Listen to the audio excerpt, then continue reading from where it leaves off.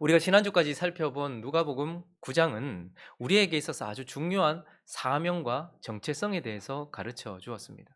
예수님께서 12명의 제자를 따로 부르셨어요. 그래서 무리들 가운데 그들을 분리시키시고 그들을 따로 부르셔서 높은 산으로 데리고 가셨습니다. 그래서 그 산 위에서 제자들은 예수 그리스도의 진면목, 진모습을 보았습니다. 그리스도의 영광도 보았고 그분이 어떤 분인지를 보아서 예수 그리스도가 누구이신지 명확하게 볼 수 있도록 산 위에서 그렇게 주님은 그들에게 보여주셨습니다. 그리고요, 산 아래로 데리고 오셔서 그 우리의 삶의 현장 가운데서 제자들의 진면목, 제자들의 현 주소, 제자들의 그 상태를 보게 하셨습니다. 그래서 제자들은 예수 그리스도와 따로 함께 있으면서 예수 그리스도를 보고 자기 자신을 보면서 예수와 나 자신의 간격, 그 큰 간격을 바라보았고 그 간격을 예수 그리스도는 훈련을 통하여 그분의 가르침을 통하여 메우게 하셔서 제자란 결국 우리에게 이것을 통하여서 하나님의 사람들은 이 제자들처럼 예수 그리스도를 닮아가는 자가 되어야 한다라는 사명과 정체성을 보여주었습니다. 그리고 이제 누가복음 10장이 이어지고 있습니다. 우리는 한 단락 한 단락씩 끊어서 보기보다는 왜 누가가 계속해서 이런 말들을 이어가고 있는지를 살피면서 이제 이어지는 누가복음 10장에서는요. 9장에서는 우리는 예수를 닮아가는 제자여야 한다라는 정체성을 보여주었다면 이제 10장에서는 또 무엇을 우리에게 보여주는지 우리에게 중요한 사명과 정체성을 말해주는 이 본문을 통해서 몇 가지를 살펴보려고 합니다. 그 첫 번째는요. 우리는 세상에 보냄받은 전도자다라고 우리에게 말씀해 주고 있습니다. 자, 1절을 한번 읽어볼까요? 1절 읽어주십시오. 시작. 그 후에 각 동네와 각 지역으로 둘씩 앞서 보내시. 자, 오늘 본문을 시작하면서 이 표현을 쓰고 있네요. 주께서 따로 70인을 세우사 그렇게 말하고 있습니다. 여러분, 이 독특한 표현은 9장에서도 보여졌었죠. 9장 1절을 보시면요. 예수께서 12명, 12제자를 불러, 저기서는 따로 불러 이런 뜻이죠. 예수께서 12제자를 따로 불러 모으셨습니다. 그리고 18절을 보시면 9장 18절을 보면 예수께서 또 뭐라고 표현합니까? 따로 기도하실 때 제자들이 주와 함께 있더니, 그러니까 9장에서도 예수님께서 따로 12명의 제자를 구분하셨다라고 표현하고 있고 오늘 본문에서도 그렇게 표현을 하고 있죠. 그래서 예수님은 9장에서 12명을 따로 세우셨다라는 것을 가지고 이 따로 세워진 12명의 제자는 마치 옛 이스라엘의 대표 야곱의 12아들이 그 아버지 야곱을 닮아가야 하는 것처럼 이 12제자는 그를 부르신 주님을 닮아가야 하는 자다. 그런 것을 보여주는 예수를 닮아가도록 부르심을 받은 자들이라는 것을 보여주었고 그리고 우리에게 이 12명의 제자라는 단어를 통하여서 이 12명의 제자처럼 우리도 동일하게 예수 그리스도를 닮아가는 제자여야 한다라는 것을 가르쳐주는 단어입니다. 따로 12명을 세웠다라는 따로 세워진 12명의 제자는 바로 그들이 예수 그리스도를 닮아가야 하는 자인 것처럼 우리 또한 그들과 같이 예수 그리스도를 닮아가야 한다라는 것을 가르쳐주는 단어라는 말이죠. 그런데 오늘 10장에서 똑같은 표현을 쓰면서 이번에는 주께서 따로 몇 명을요?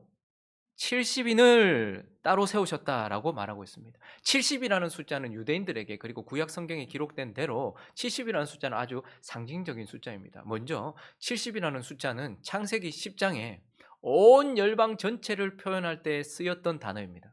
그러니까 70이라는 것은 유대인들 관념에 있어서 그리고 구약 성경 전체에 있어서 70은 온 세상에 있는 나라, 열방 전체를 상징하는 숫자가 바로 70입니다.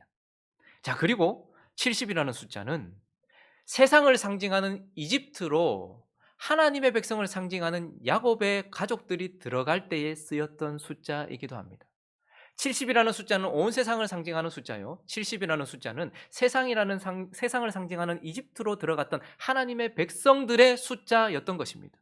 그러니 그 후에 주께서 따로 70일을 세우셨다라는 것은 이 단어를 통해서 결국 우리는 온 세상에 보냄을 받은 그들을 생명으로 건지기 위하여 보냄을 받은 온 세상에 보냄을 받은 복음 전도자다라는 것을 우리에게 가르쳐 주는 단어인 것입니다. 12명의 옛 이스라엘의 12명의 아들이 그의 아버지를 닮아가야 되는 것처럼 12명의 제자가 예수 그리스도를 닮아가야 되고 우리 또한 그렇다는 거예요. 그래서 12제자라는 말은 그 12명의 제자만 예수님을 닮아가는 사명을 가지고 있는 것이 아니라 그 단어를 통해서 저와 여러분도 동일하게 그 12제자와 같이 주님을 닮아가야 된다는 것을 가르쳐주기 위한 단어라는 말입니다.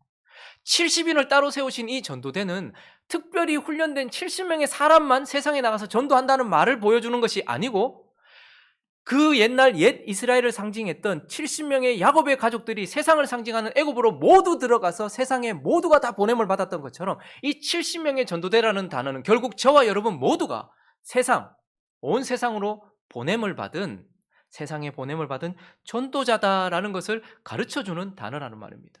그러니까 9장의 12제자를 통해서 우리 또한 예수 그리스도를 닮아야 가야 하는 사명과 정체성을 가지고 있는 자요. 10장에 나오는 70인 따로 세운 전도자들을 통해서 우리 모두가 다 세상에 보냄을 받은 저와 여러분이 특별한 사람만이 아니라 그런 보냄을 받은 전도자의 사명과 정체성을 가지고 있다라고 주님은 말씀하고 있는 것입니다. 그래서요. 이 70명, 따로 세워진 이 70명은 주께서 친히 가실 곳을 미리 가면서 먼저 뭘 하는 것입니까? 우리는 세상에 보냄을 받았기 때문에 먼저 뭘 해야 됩니까? 5절은 이렇게 말해주고 있습니다. 읽어볼까요? 시작. 어느 집에 들어가든지 먼저 말하되 이 집이 평안할지어다 하라. 6절도요. 만일 평안을 받을 사람이 거기 있으면 너희 평안이 그에게 머물 것이요 그렇지 않으면 너희에게로 돌아오리라. 우리는 세상에 보냄을 받은, 우리 모두가 다 세상에 보냄을 받은 전도자이기 때문에 가장 먼저 우리가 해야 되는 것은 우리를 보내신 이곳, 여러분 저와 여러분이 이곳에 온 것이 아니라 주님께서 우리를 보내신 것입니다. 주님이 친히 가실 곳을 우리에게 미리 보내신 것입니다. 단기간 보내신 사람도 있고 장기간 보내신 사람도 있지만 우리 모두가 그곳에 갔어요. 그리고 우리가 해야 될 것은 우리가 있는 모든 곳에서 평안을 빌어주는 것입니다. 마치 하나님 아버지께서 악인과 선인 모두에게 햇볕과 비를 주시는 것처럼 우리 모두는 그들은 편안을 추구하고 있죠. 세상은 편안을 추구하고 있고 세상은 발전을 추구하고 있는데 그 가운데 하나님은 하나님의 백성 70인의 전도대를 세상에 보내셔서 하늘의 평안이 그들에게 임하도록 우리는 그들을 축복하고 그들을 평안을 빌어줘야 된다라고 말하고 있습니다. 그래서 우리에게 이렇게 말씀하고 있는 본문이 있죠. 예레미야서 한번 가볼까요? 예레미야 29장을 한번 보십시오. 29장 4절부터 7절까지 한번 읽어보겠습니다. 시작. 만군의 여호와 이스라엘의 하나님께서 예루살렘에서 바벨론으로 사로잡혀가게 한 모든 포로에게 이와 같이 말씀하시니라. 너희는 집을 짓고 거기에 살며 텃밭을 만들고 그 열매를 먹으라. 아내를 맞이하여 자녀를 낳으며 너희 아들이 아내를 맞이하며 너희 딸이 남편을 맞아 그들로 자녀를 낳게 하여 너희가 거기에서 번성하고 줄어들지 아니하게 하라. 너희는 내가 사로잡혀가게 한 그 성읍의 평안을 구하고 그를 위하여 여호와께 기도하라. 이는 그 성읍이 평안함으로 너희도 평안할 것입니다. 바벨론의 느부갓네살이 그들을 끌고 간 것이 아니라 하나님이 그들을 세상으로 보내셨습니다. 그 옛날 세상을 상징하는 이집트에서 이제 세상을 상징하는 바벨론으로 하나님은 하나님의 백성들을 보내셨고 그들 또한 70인 것입니다. 그리고 그곳에서 그들은 하나님이 부르실 때까지 그곳에 머물러 살면서 그곳에서 줄어들지 않게 하며 그들의 삶을 살지만 가장 중요한 것은 무엇입니까? 그들을 사로잡았고 그들을 무너뜨렸던 바벨론이지만 그들을 지금도 비난하고 지금도 그들을 정죄하고 있으며 그들을 괴롭게 하는 바벨론이지만 그들의 평안을 빌어주라고 주님은 말하고 있습니다. 교회가 세상에 평안을 빌어주는 것은 옵션이 아니고 우리가 반드시 해야 될 사명인 것입니다. 세상이 옳든지 그르든지 세상이 하나님을 좋아하든 하지 않든지 상관없이 하나님이 선인과 악인에게 햇볕과 비를 주시는 것처럼 우리 모두는 이 평안을 빌어줘야 되는 것입니다. 그러므로 세상이 시끄러운 이유 중에 하나는 그들의 악함 때문이기도 하지만 세상이 시끄러운 이유 중에 하나는 교회가 빛을 발하며 그분께 평안을 구하지 않는 우리의 모습이기 때문에 그렇다라는 것입니다. 저와 여러분은 세상의 보냄을 받아서 그래서 먼저는 세상의 평안을 구해야 하는 것입니다.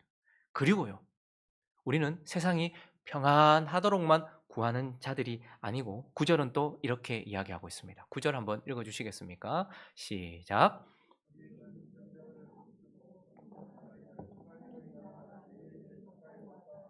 하나님의 평안을 부어주는 것 참으로 중요합니다. 그러나 진짜 우리가 그곳에 있는 이유 중에 또 하나는 바로 하나님의 나라가 너에게 가까이 왔다라는 것입니다. 주님은 우리를 앞서 보내신 것이지 우리를 보내신 것이 아닙니다. 우리만 보내신 것이 아닙니다. 주님이 오시기 위하여 먼저 우리를 보내신 것입니다. 그래서 그곳에서 먼저 그들의 평안을 빌어주고, 그리고 난 이후에요, 그 평안이 합당한 사람들, 우리가 평안을 빌어준다고 모두에게 다 가는 것은 아닙니다. 하나님께서 알아서 하십니다. 그리고 난 이후에요, 하나님께서 우리에게는 뭘 하라는 것입니까? 하나님 나라가 너희에게 가까이 왔다, 복음을 선포하라는 것입니다. 우리는 단지 이 땅이 평안하기만 바라는 것이 아니라 평안한 자들 중에서, 그리고 괴로운 자들 중에서 하나님의 나라에 들어갈 사람들을 위하여 복음을 전파하는 것, 이것이 우리의 사명이다라고 말하고 있어요. 11절은 이렇게 말하고 있습니다. 그렇게 갔을 때에 어떤 사람들은 우리의 빈 평안과 또 우리의 하나님의 복음을 받아들이겠죠. 그러나 어떤 사람들은 받아들이지 않습니다. 그때에 너희 동네에서 우리 발에 묻은 먼지도 너희에게 떨어버리노라. 이것은 무엇이냐면, 유대인들은 이방 먼 지역에 갔다가 유대 땅으로 다시 돌아올 때는 언제나 발에 먼지를 떱니다. 왜냐하면 이방 땅은 더러운 땅이기 때문에 이 거룩한 땅을 더럽힐 수 없어서 이방 땅에서 밟았던 흙을 떨어버림으로써 그렇게 유대인 땅을 다시 거룩하게 하려는 것이죠. 그런데 지금 유대 땅에서 먼지를 떨어버린다는 것은 예수를 받아들이지 않은 사람들은 이방인과 같다라는 뜻이에요. 그러나 뭐라고 말합니까? 둘째 줄에 있습니다. 시작. 그러나 하나님의 나라가 가까이 온 줄을 알라. 우리를 축복하는 자든 받아들이는 자든 아니면 귀를 막고 우리를 저주하는 자든, 그러나 하나님의 나라가 가까이 온 줄을 알라고 말하면서 복음을 선포하는 것, 이것이 바로 하나님의 은혜 받은 우리가 세상에 보냄받은 자로서 해야 되는 일이라는 것입니다. 하나님은 악인과 선인에게 햇볕과 비를 주시는 분이고, 그래서 하나님은 세상 전체에 우리를 보내셔서 하나님의 축복, 평안을 빌어주면서 모든 자들에게 빛을 비춰주십니다. 그러나 또 하나님은요, 그들 중에 하나님이 선택하신 또 하나님의 백성으로 구원받기로 작정된 자들에게는 우리를 통해서 단지 축복의 빛만, 태양의 빛만 비추는 것이 아니라 그리스도의 빛을 비춰주시는 것입니다. 그래서 저와 여러분은 세상 속에서 하늘로부터 내리는 축복, 해와 같은 역할을 감당하는 것이고요, 특별히 또한 요한복음 1장을 시작하면서 말씀 나눴던 것처럼 우리가 그들에게 축복, 평안뿐만 아니라 하나님 나라의 복음을 전함으로써 하나님께 구원받기로 작정된 자들에게는 그리스도의 빛도 비춰주는 자들이라는 것입니다. 그러므로 70인이 따로 세워졌고 그들이 세상에 보내졌다라는 이 단어는 우리 모두가 온 세상에 보냄받은 전도자라는 것이고, 우리 모두가 다 이 땅에 햇볕을 비추듯 축복하며 평안을 빌어주는 자로 이 땅에 서 있어야 하며, 그 가운데 하나님이 작정하기로, 구원하기로 작정한 자들에게는 그리스도의 빛을 비추기 위하여 하나님 나라의 복음을 전하는 자로 저와 여러분 모두가 다 부름을 받았다라는 것입니다. 전도 폭발 훈련을 받으셨습니까? 전도에 대한 어떤 열정이 생기십니까? 내가 복음을 좀 전해야 되겠다라는 갑자기 마음에 사명감이 드시고 부담감이 드십니까? 그런 사람들만 70인 전도대가 아닌 것입니다. 그런 부담을 가지지 못하는 우리까지도 아무렇지도 않게 복음 한마디 전한, 복음이라는 것이 다른 것이 아니고 하나님 나라가 가까워 왔다라는 것을 전하는 것이라면 저와 여러분 모두가 다 그런 사명을 가지고서 이 땅에 서 있어야 하는 것입니다. 최근에 세상이 교회를 향하여 가장 많은 폭언과 폭설과 저주를 쏟아붓고 있는 것을 봅니다. 코로나로 인하여서 그렇습니다. 자, 그러면 우리는 어떻게 해야 될까요? 우리를 방어하고 또한 그들과 우리는 다르다라고 이야기하며 그렇게 해야 되는 것도 있겠지만, 그러나 그 속에서도 우리는 어떻게 해야 될까요? 그들을 축복해 줘야 되는 것입니다. 평안을 빌어줘야 하는 것입니다. 그리고 여전히 우리에게 귀를 닫겠죠. 이제 그런 댓글을 본 적이 있습니다. 한 번만 더 나에게 일요일 날 교회 가자고 말하는 사람의 입을 찢어버리겠다. 그렇게 말하는 사람이라 할지라도, 그래서 이 평안한 세상을 살고 있음에도 우리는 공산국가에 살고 있지 않으면서도 이제는 복음을 전하는 것이 두려워질 만큼 어려운 상황에 처했다 할지라도 저와 여러분은 하나님 나라가 가까이 왔다라는 것을 전하는 사명자라는 것을 기억하는 오늘 이 아침 되시기를 예수 그리스도 이름으로 축원합니다. 그리고 또 하나요. 부담되십니까? 아이 참, 아멘 하면 참. 그렇지만 이것이 우리의 사명이고 정체성이라는 것을 기억하십시오. 그리고 또 하나, 우리는 이 세상에 보냄받은 전도자이면서 또한 어둠을 몰아내는 승리자다라는 것을 주님은 우리에게 말씀하고 있습니다. 자, 오늘 70인의 사람들이 세상에 나가서 복음을 전하고 나서 돌아와서 보고를 하고 있어요. 그 주님께 드리는 보고 가운데 그들이 기쁨으로 넘쳐 지금 주님께 보고를 하고 있는데, 그들이 뭘 지금 기뻐하고 또 무엇을 말씀하고 있는지 17절과 18절을 한번 읽어보겠습니다. 시작.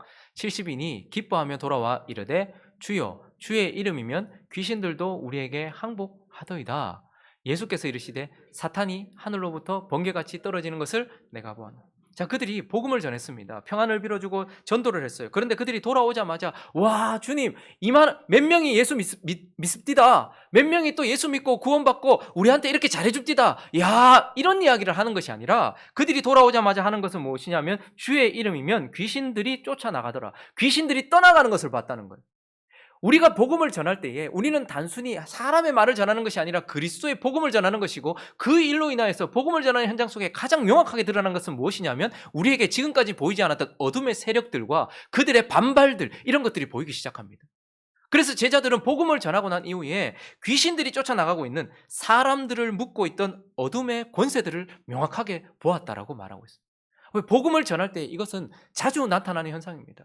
저는 이제 설교자로 부름을 받아서 요즘에는 믿는 자들에게 복음을 전하고 말씀을 가르치고 있어요. 그래서 이 순간 저는 믿는 자들 안에 있는 남아있는 죄와 믿는 자들 안에 있는 고집들을 봅니다. 그리고 믿는 자들을 끊임없이 붙잡고 있는 사단의 그런 발악들을 보고 있죠. 그런데 전혀 예수를 알지 못하고 예수를 믿지 않는 자들에게 복음을 전하는 그 순간 동일한 것을 보게 될 것입니다. 여러분, 복음을 한번 전해보십시오. 예수 그리스도에 대해서 이야기해 보십시오. 그러면 그를 묶고 있는 어둠이 발악을 하는 것을 보게 됩니다. 제가 저번에도 한번 말씀을 드린 적이 있죠. 여전사님과 신방을 가서 그분에게 복음을 전하는데 처음에 아주 예의 바르신 분이세요. 그런데 그분이 처음에 저와 눈을 마주치면서 이야기를 하다가 그분 안에 복음이 필요하다는 갑자기 뜨거운 마음이 생겨요. 그래서 복음을 전하기 시작합니다. 복음을 전한다고 해서 전도 폭발 전문을 정확하게 외우거나 뭐 신학적인 그런 걸 이야기하는 것이 아니라 예수 그리스도에 대해서 말했단 말입니다. 그런데 그 순간 그분이 갑자기 눈을 자꾸 피하면서 사람이 자꾸 왔다 갔다 해요. 예의에 어긋난 일이죠. 앞에서 사람이 말하고 있는데, 그런데 그런 일들을 하더라고요. 그런데 제 눈에도 보였고 나중에 전도사님한테 물어보니까 얼굴이 정말 벌게지는 게 보여요. 그분이 갱년기가 온 그런 분이 아니고, 갱년기 때문에 갑자기 열이 확 올라온 게 아니라 갑자기 열이 확 올라오는 게 보여요. 겨울이었는데 그러더니 그분이 벌떡 일어나더니 죄송합니다라고 아직까지 먼지도 제거되지 않은 선풍기를 꺼내오더니 선풍기를 틀어요. 그래서 말씀을 전했죠. 계속해서 이야기를 나누면서 복음을 전했어요. 그런데 선풍기를 틀어놓고 막 계속해서 다른 이야기를 하고 핸드폰을 꺼내고 사람이 좀 이상하다 싶었어요. 그래서 선풍기를 틀어놓은 제 말을 잘 들으십시오라고 이야기를 하는데 이분이 급기야는 일어나더라고. 왔다 갔다 하시더라고. 제가 좀 강하게 얘기했습니다. 앉으세요. 계속 이야기를 했어요. 그런데 어떻게 됐을까요?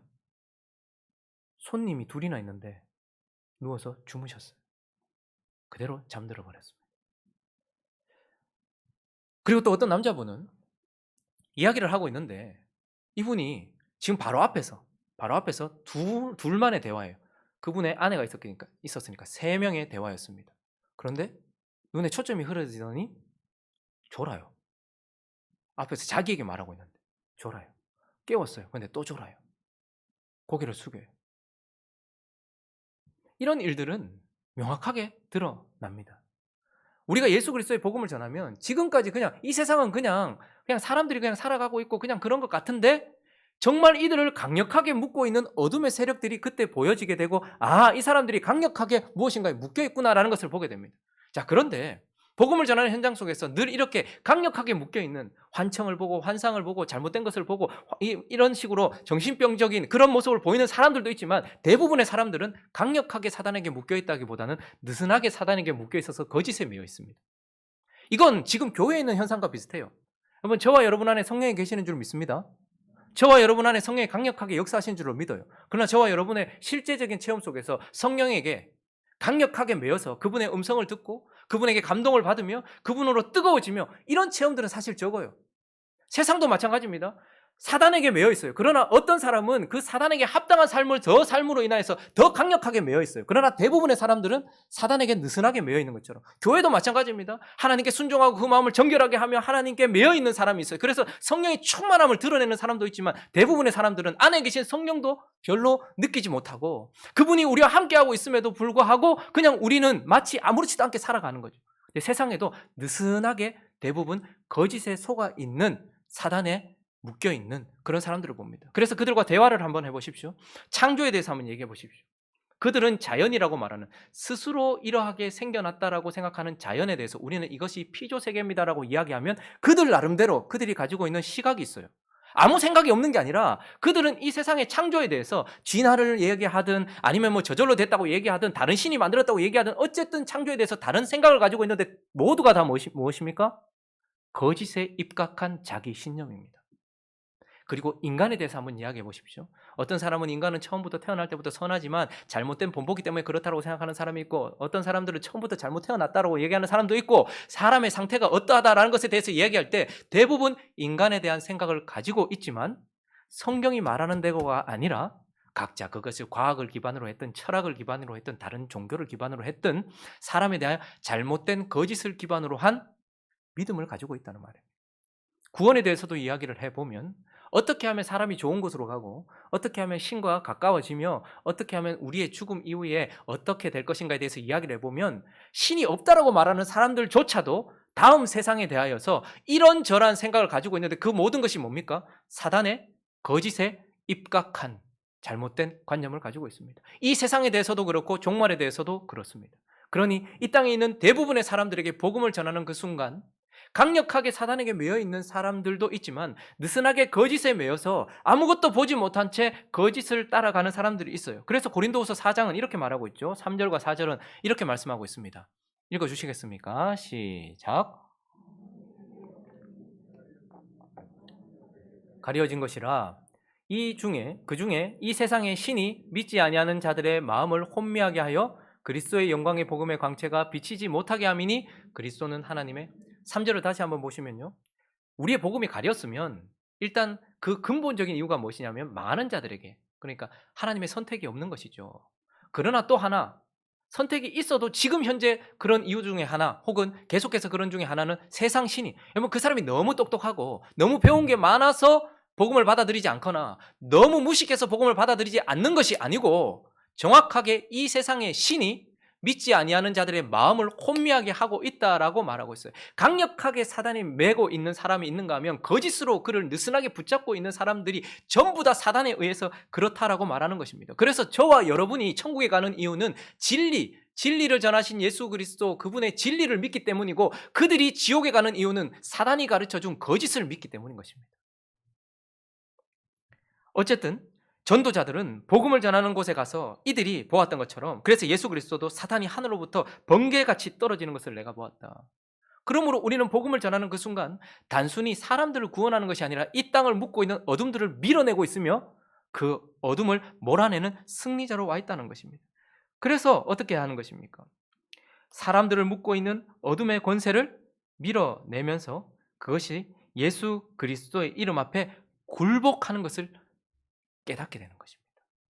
여러분 어떻게 그렇게 거짓에 속아 있고 이런 삶을 사는데 그리스도의 이름에 굴복하느냐 말이죠. 그러나 그 모든 것들이 예수 그리스도로 인하여서 굴복함을 우리는 보게 되는 것입니다. 세상은 가난을 몰아낼 수도 있습니다. 세상은 우리의 질병을 몰아낼 수도 있습니다. 세상은 우리의 불편도 몰아낼 수도 있습니다. 그러나 세상의 그 어떤 존재도 어둠을 몰아낼 수는 없습니다. 그런데 저와 여러분은 이 세상 속에서 뭐 그렇다라고 예수 그리스도의 이름을 전한다고 해서 그 순간에 어둠이 확 떠나가는 경우도 있어요. 그러나 대부분은 어떻습니까? 저와 여러분이 이곳에 머물러 살고 있는 것처럼 누군가를 놓고서 계속해서 그를 묶고 있는 어둠의 세력들을 놓고 기도하며 계속해서 어둠을 몰아내는 싸움을 하는 것이에요. 그래서 모든 사람들의 어둠이 다 제거되는 것은 아니지만 하나님께서 구원하시기로 작정한 자의 어둠은 반드시 그리스도인들의 복음 선포를 통하여 우리의 기도를 통하여서 그의 어둠이 몰려나갈 것이라는 말입니다. 어떤 사람은 30년 동안 계속해서 그 사람을 위해서 복음 사역을 했을 때에 그 사람의 어둠이 밀려나가기도 하고 어떤 사람은 복음을 전하는 그 순간 어둠이 몰려나가기도 하지만 어쨌든 우리는 이 세상 속에 보냄을 받은 전도자이기도 하고 이 세상의 어둠을 몰아내는 승리자로서 여기에 서 있다라는 것을 주님은 말씀하고 계시는 것입니다. 자, 그래서 우리는 이 70인의 전도대라는 이 말을 속에서 우리는 또 어떤 정체성을 가지고 있나? 마지막으로 하나님 나라의 목격자다라는 것을 우리에게 말씀해 주고 있습니다. 23절과 24절을 한번 읽어 주시겠습니까? 시작. 제자들을 보는 눈은 복이 있도다. 내가 너희에게 말하노니 많은 선지자들과 임금이 너희가 보는 바를 보고자 하였을 때 보지 못하였으며 너희가 듣는 바를 듣고자 하였을 때 듣지 못하였다. 예수님께서 그들의 기쁨 가운데 있는 그들에게 조용히 말씀하셨습니다. 너희가 보는 것을 보는 눈은 복이 있다. 지금 너희는 아주 복이 있다.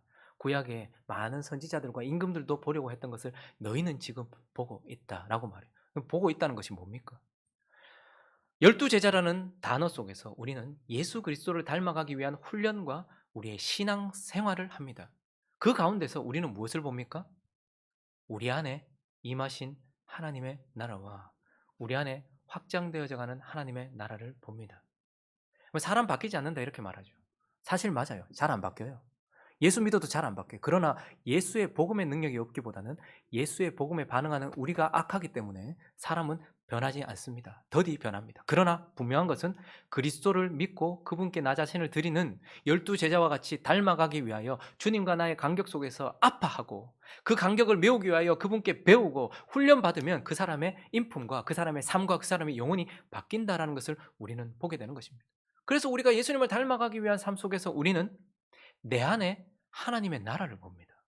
내가 주인 되었고 내가 붙잡았던 것들이 주인 되었던 내 삶 속에 예수가 가장 중요한 분이 되어져 가는 나의 하나님의 나라.